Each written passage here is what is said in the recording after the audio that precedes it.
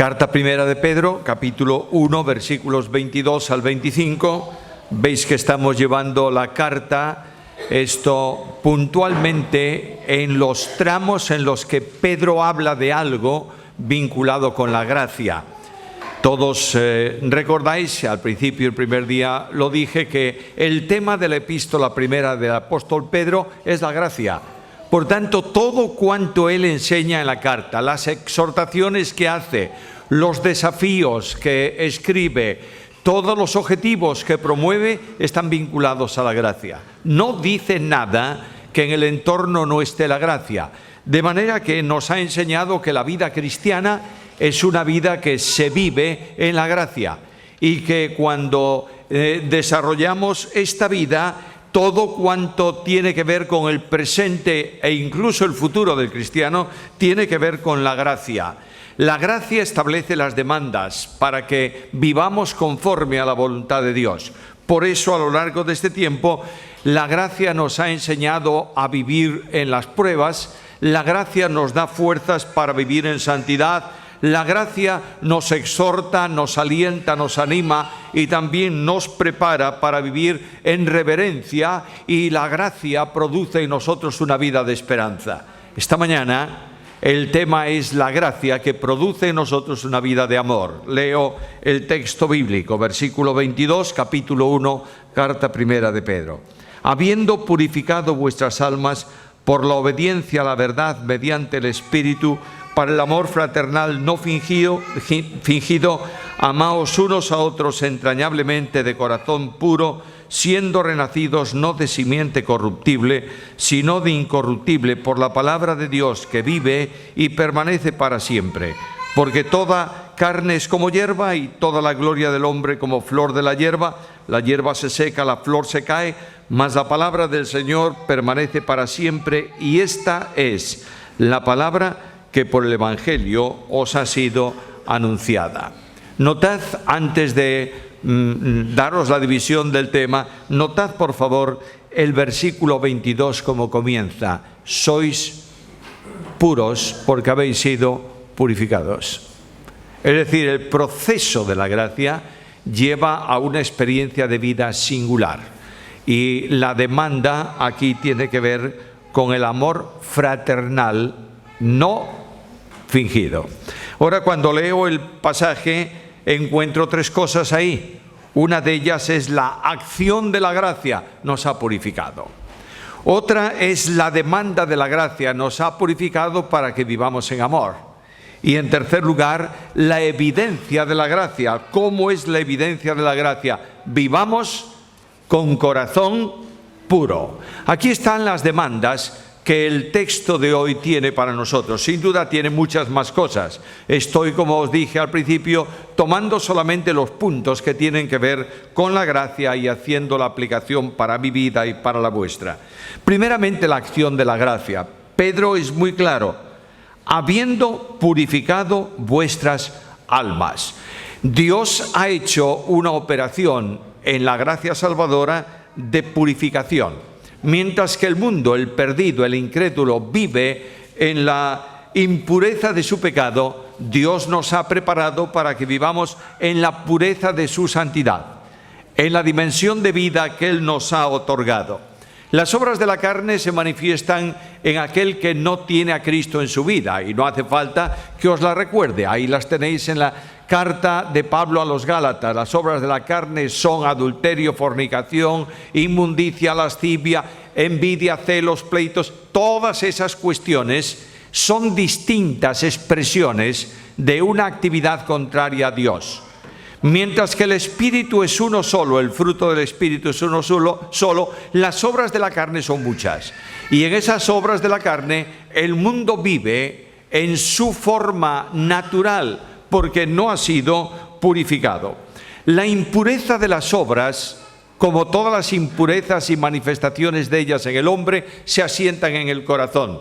Cristo dijo algo muy importante que tenemos que tener en cuenta, que de la abundancia del corazón habla la boca. Luego, cuando un corazón está lleno de gracia, la vida discurre en ese ámbito. Cuando el corazón está lleno de pecado, la vida discurre en el ámbito del pecado.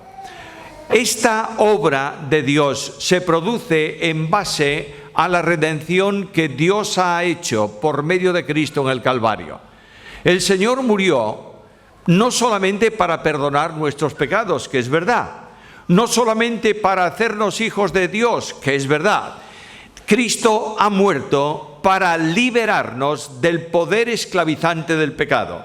Cuando Cristo muere en la cruz del Calvario y yo lo recibo por la fe como Salvador personal, el resucitado, omnipotente y glorioso Señor me libera de la situación de esclavitud que antes tenía cuando yo como hombre natural vivía en el pecado. Las cadenas de pecado se rompen por la operación interna de Jesús, no por la operación externa. Cristo libera al creyente en la medida en que su vida se hace vida en el cristiano. Si Cristo está cerca del cristiano, no ocurre nada en tu vida. Cuando Cristo está en ti, entonces se produce el cambio. Dios el Padre ha determinado, ha establecido, ha decretado, no sé cómo decirlo, nos ha predestinado, esa es la palabra más perfecta, nos ha predestinado para que seamos hechos conformes a la imagen de su Hijo. Nota esto. Ayer por la tarde estaba leyendo el versículo y yo no había caído en él. El apóstol no está utilizando un adjetivo, está utilizando un nombre común ahí. Dios nos ha determinado que seamos hechos conformes, no conformados, a la imagen de su Hijo. De otra manera, el final distintivo del creyente es que tú y yo reproduzcamos en nosotros, por el poder del Espíritu, la imagen de Jesús. Cuando Dios, por el Espíritu Santo, reproduce en nosotros a Jesucristo, una de las maravillas de la vida es que amamos la santidad y vivimos en santidad. Por eso la impureza, la injusticia, la dimensión trágica del pecado concluye para todo aquel que por la gracia es salvo mediante la fe. De otro modo, la vinculación con Cristo produce esto que Pedro está diciendo aquí en el pasaje que hemos leído. Escucha la Biblia. Porque fuimos sepultados juntamente con Él para muerte en el bautismo o por el bautismo, a fin de que como Cristo resucitó de los muertos para la gloria del Padre, así también nosotros andemos en novedad de vida o en vida nueva. Romanos capítulo 6, versículo 4. Sigue Pablo en el mismo capítulo. Sabiendo esto, que nuestro viejo hombre fue crucificado juntamente con él para que el cuerpo del pecado sea destruido. Todos sabéis muy bien que esa palabra destruido en nuestro idioma de hoy significa exterminado totalmente, pero el cuerpo del pecado está ahí. Dios no ha exterminado, no ha destruido, no nos ha separado del pecado, simplemente ha abolido la acción poderosa del pecado en relación con nosotros. Dios ha destruido ese elemento esclavizante a fin de ¿qué? De que no sirvamos más al pecado. Romanos capítulo 6, versículo 6, un texto más. Podríamos citar muchos de ese capítulo. Porque el pecado no se enseñoreará de vosotros, pues no estáis bajo la ley, sino bajo la gracia. Es sorprendente que a veces esta última parte del versículo es la más utilizada. Yo hago esto y me siento libre porque no estoy bajo la ley, estoy bajo la gracia. Yo no ofrendo de esta manera porque no estoy bajo la ley, estoy bajo la gracia. Pero Pablo no habla de cosas pasajeras, temporales, sino definitivas. Nosotros no somos esclavos del pecado porque la ley que marcaba la realidad del pecado ha sido extinguida para nosotros y la gracia ha venido a darnos provisión de victoria sobre el elemento esclavizante. Ahora, esto requeriría mucho tiempo, no voy a utilizarlo esta mañana, por supuesto, quiero ser lo más puntual posible, pero nosotros somos purificados. Es decir, hemos sido lavados de nuestros pecados. El apóstol Juan dice en su carta que la sangre de Jesucristo nos limpia de todo pecado. La limpieza en relación con Dios, las demandas de juicio a causa del pecado quedan extinguidos por la obra que Cristo realizó en el Calvario. Pero la vida en esta esfera, la vida de pureza, la vida que Dios demanda del cristiano, se alcanza de una manera determinada. Mira el versículo: por obediencia a la verdad. La verdad aquí en el contexto tiene que ver con la palabra de Dios y de forma especial con la palabra proclamada en el Evangelio cuando creímos. El apóstol Pablo dice esto en la carta primera a Tesalonicenses, capítulo 2, versículos 13 y 14. Pero nosotros debemos dar gracias a Dios siempre respecto a vosotros, hermanos amados por el Señor, de que Dios os haya escogido desde el principio para salvación, mediante la santificación por el Espíritu. Ahora nota esto: y la fe en la verdad, a lo cual os llamó mediante nuestro Evangelio para alcanzar la gloria de nuestro Señor Jesucristo. El modo de la purificación es obediencia a la verdad. Lo digo de otra manera, es la aceptación de la verdad. ¿Quieres de otra forma? Es la respuesta que tú y yo hemos dado a la invitación proclamada en el mensaje del Evangelio y hemos recibido a Cristo Jesús como nuestro Salvador personal. Cuando el Evangelio de la gracia se predica, siempre tiene una invitación: el llamado a todos los perdidos para que crean en Cristo. No hay excepción en este asunto. No hay elección para condenación. No hay algunos predestinados para la condenación eterna y otros para la gloria eterna. El Evangelio de la gracia habla de una obra de alcance universal. Cristo en la cruz del Calvario no murió por algunos, murió por todos. Cristo en la cruz del Calvario, dice el apóstol Pablo, ha hecho un sacrificio para todos los hombres, especialmente para los que creen. En la cruz del Calvario, Dios abre la puerta provisoria para que todo hombre, por pecador que sea, creyendo en Cristo, reciba perdón de pecados y vida eterna. ¿Qué evangelio es el nuestro? ¡Qué bendición proclamar un mensaje semejante! Dios me llama ¿a qué? ¿A hacer obras especiales? No podría hacerlas en el plano de la deidad. Nunca yo podría alcanzar una vida de pureza conforme a la voluntad de Dios. Pero me llama a creer en Jesucristo. Y la acción capacitadora para creer la pone Dios mismo también. Leo esta misma carta. He mencionado este versículo en la primera lectura de esta serie de reflexiones sobre la epístola. En el capítulo 1 y versículo 2, el apóstol Pablo dice que hemos sido escogidos según la presciencia de Dios Padre en santificación del Espíritu para obedecer. Aquello que es imposible para el hombre natural. Yo no puedo obedecer, ¿por qué? Porque soy desobediente. Yo no puedo dejar de respirar, ¿por qué? Porque soy un hombre y necesito respirar. Aquello que no puedo hacer, porque no es mi forma de vida, el Espíritu me capacita para hacerlo. Y el Espíritu Santo no me fuerza a creer, ni cree por mí, pero me da la capacidad para obedecer al llamado de Dios. Y digo al Señor: Señor, sé mi Salvador. Y el Señor me recibe. Y escucho sus palabras admirables: confía, hijo, tus pecados te son perdonados. Ahora, ¿cuál es el resultado final? Vuelvo a decir el texto del apóstol Juan en el capítulo 1 y versículo 7. La sangre de su Hijo Jesucristo nos limpia de todo pecado. Ahora nota el versículo de esta mañana: habiendo purificado vuestras almas.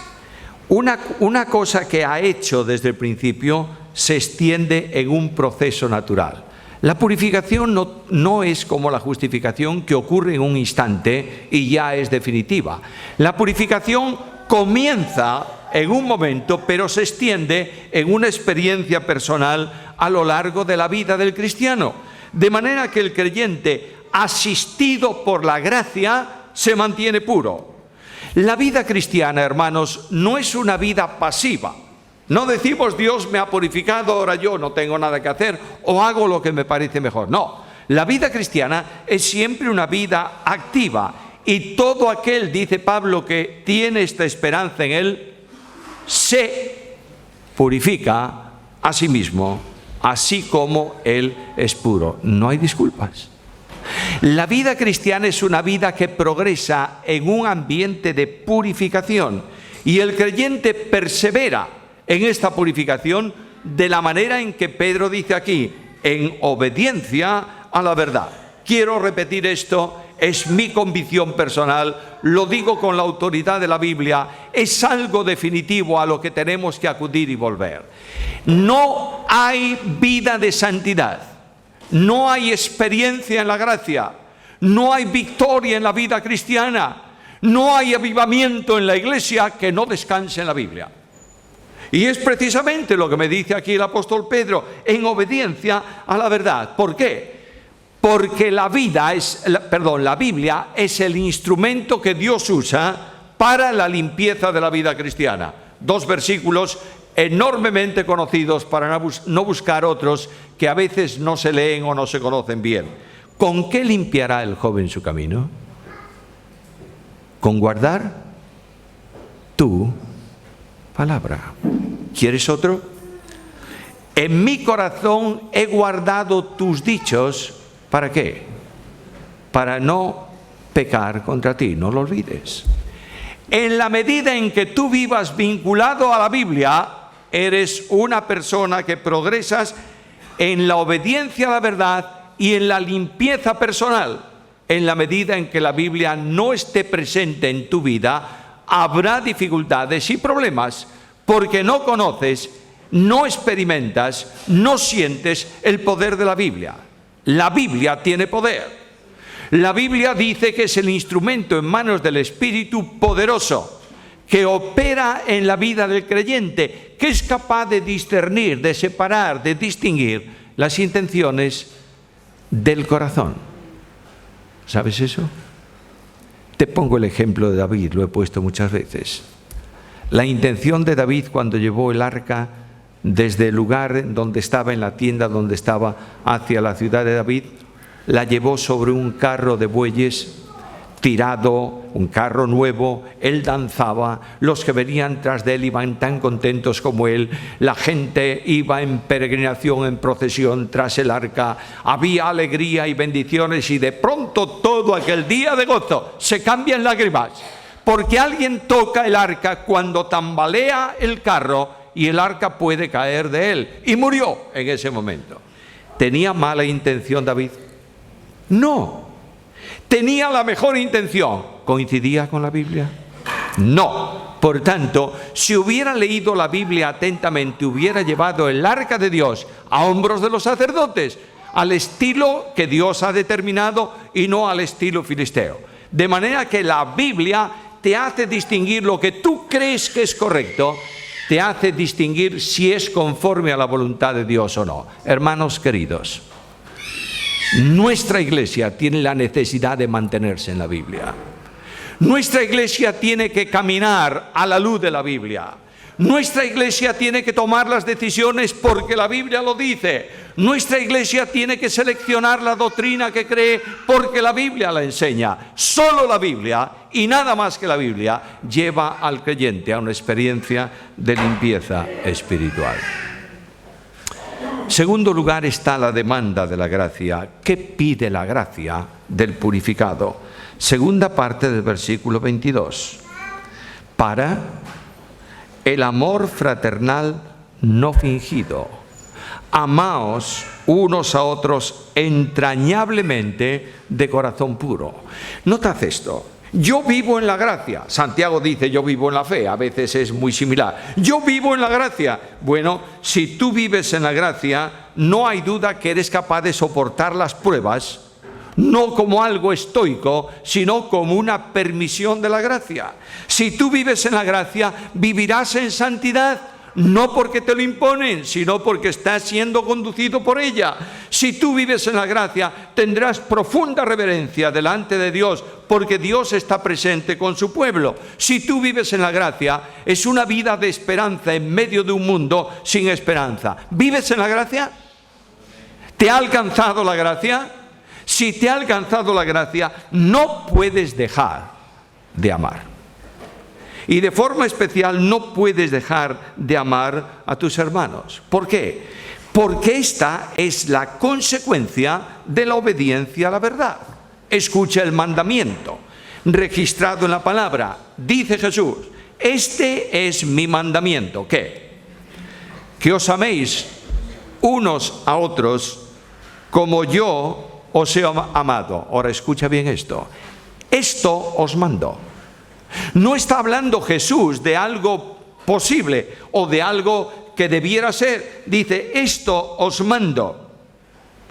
Que os améis unos a otros. Quien vive en la gracia, quien ha sido purificado, quien es hijo de Dios, ama. ¿Por qué razón? ¿Por obligación? Alguien me dice, bueno, esto es un mandamiento. Bueno, es un mandamiento sin duda ninguna, es verdad. En el Nuevo Testamento hay más mandamientos que en el Antiguo, ¿sabías esto? Pero al creyente no se le manda obediencia por imposición. Al creyente se le manda obediencia por comunión con Cristo. ¿Y Cristo el Señor nos ha abierto el camino del amor? No. Cristo es amor expresivo de parte de Dios que vive en nosotros. Cuando yo vivo a Cristo, no tengo otra opción más que amar. No amo por imposición, amo porque mi vida no es vida cristiana, sino ama a los hermanos. El amor que demanda la Biblia, que demanda aquí el apóstol Pablo, el amor fraternal no fingido, es el amor que brota de un corazón puro. Por eso están tan ligadas. Nos ha purificado ¿para qué? Para que podamos amar. Es la acción libre del Espíritu Santo en tu vida. A veces nosotros hablamos del Espíritu Santo como un medio expresivo de gozo y de cosas parecidas. Bueno, yo no dudo nada que cuando el Espíritu de Dios se manifiesta en gozo, en paz, en amor, todas estas cosas.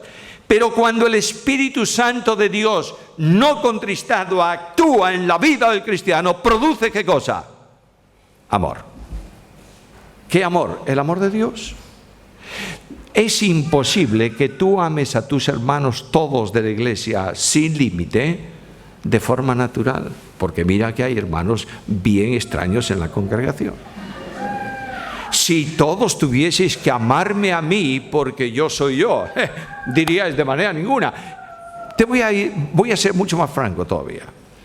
Si yo tuviera que unirme a una asociación cultural o política o no sé qué, ¿crees que iba a buscar una asociación como esta? ¿Qué va, hombre? Bajo ningún concepto buscaría otra diferente. Pero tú amas a tus hermanos por una razón, porque Cristo los ama. Y el amor de Dios derramado en tu vida obliga a tu experiencia de amor hacia los hermanos. Solo el amor producido por Dios. Escucha la Biblia. No hay disculpas, ¿sabes?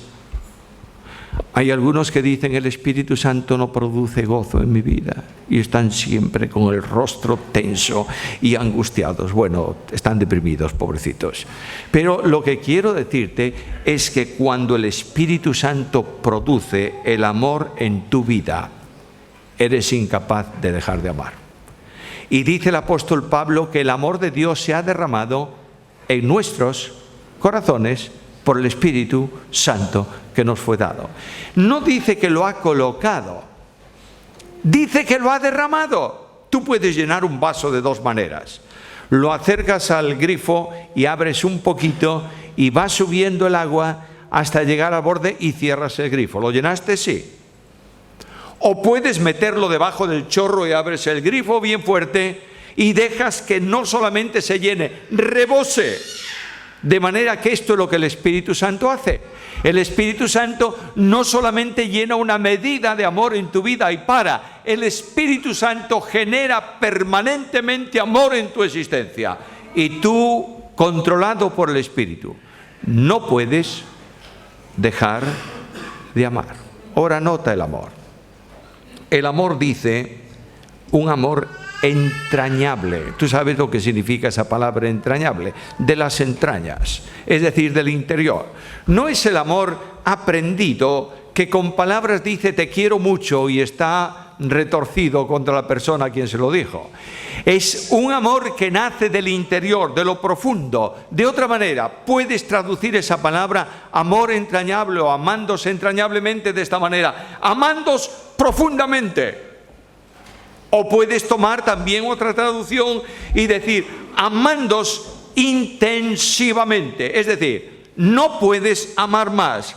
El amor no se da por lo que se recibe, sino que se da desinteresadamente. Amas a tus hermanos, ¿por qué? Porque Cristo murió por ellos en una cruz, lo mismo que por ti. Amas a tus hermanos, ¿por qué? Porque son hijos del mismo Padre. Amas a tus hermanos, ¿por qué? Porque pertenecen a la misma familia a la que tú perteneces. Amas a tus hermanos, ¿por qué? Porque tienen la misma esperanza de vida que tienes tú y vas a estar con ellos para siempre en el cielo. Amas a tus hermanos porque ellos han nacido de nuevo y han sido purificados exactamente igual que tú. Estamos amando si estamos viviendo en la gracia. Así tiene que entenderse. ¿Sabes por qué? Escucha a Pablo. Con Cristo estoy juntamente crucificado, y ya no vivo yo, mas vive Cristo en mí.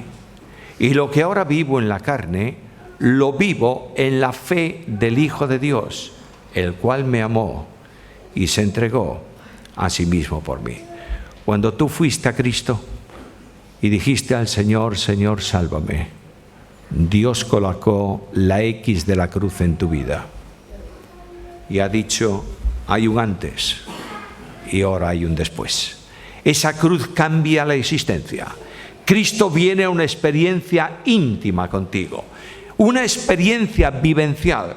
Por eso el apóstol puede decir, Dios me es testigo de cómo os amo a ¿cuántos? A todos vosotros. ¿Cómo, Pablo?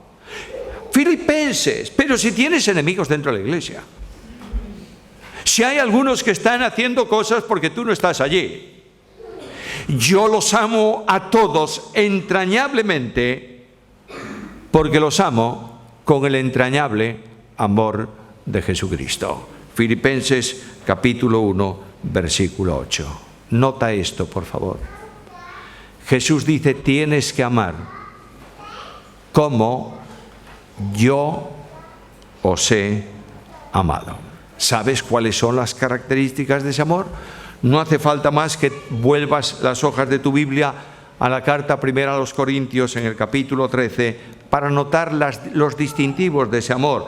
El amor es sufrido, es decir, capaz de aguantar cualquier cosa. El amor es benigno, es decir, siempre ama buscando con bondad lo que el otro necesita. El amor no tiene envidia.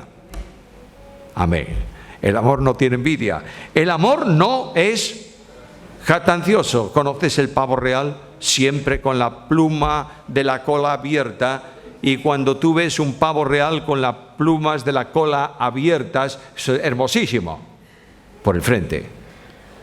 Pero si tú te das una vuelta detrás del pavo real cuando tiene la cola abierta, es aborreciblemente feo. Pelos blancos, unas patas negras, un desastre. Así hay muchos. Los que tienen orgullo de sí mismo. El amor no se envanece, el amor no hace nada indebido, es decir, se comporta con el otro de tal manera que nada pueda hacerle que no sea correcto. El amor no busca lo suyo, el amor no se irrita, no guarda rencor. No se goza en la injusticia, se goza en la verdad. El amor todo lo sufre, el amor todo lo espera, el amor todo lo soporta. Este es el llamamiento. ¿Has sido purificado? ¿Estás amando así? Cuando tú amas, y voy al último punto y termino ya. Cuando tú amas de esta manera, nunca hablarás mal de tu hermano. Cuando tú hablas de esta manera, las críticas y las murmuraciones desaparecen. Porque estás con ellas demostrando, poniendo en manos de otros lo que para ti son problemas de tu familia espiritual. Estás desprestigiando a tu hermano, no estás edificando al que te escucha. Hermanos queridos, no hay boca malediciente si no hay un oído que le escucha. Y una de las cosas que tenemos que hacer es que cuando alguien venga a decirte algo de alguien, cierres tu oído y le digas: no puedo escucharte, porque yo amo entrañablemente a esa persona.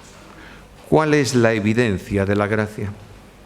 Bueno, me mandan amar, bien. Soy renacido. Mira, esto es muy importante. No, el salvo no es cambiado, es nacido de nuevo. La Biblia enseña que el hombre salvo, la mujer salva, ha sido engendrada nuevamente por Dios. Es una nueva criatura. Todo aquello del pasado murió y ahora nace, se alumbra una vida nueva, una nueva criatura. ¿Por qué? Porque hemos nacido de nuevo, engendrados por Dios. Y la evidencia del nuevo nacimiento son dos tipos de amor. Un amor hacia arriba, el amor a Cristo. El apóstol Pablo dice que el que no ama a Cristo con amor sincero sea anatema. Es decir, la vida de aquel que no ama sinceramente a Jesús no es una vida de un salvo, es la vida de un impío. Por tanto, la evidencia de amor está en amar a Cristo. ¿Amas a Cristo? ¿De verdad? Jesús dice: si me amáis, guardaréis mis mandamientos. Escucha el mandamiento. Este mandamiento os doy, que os améis unos a otros. Si tú no puedes decir amo a mis hermanos, no puedes cantar alabanzas a Jesús.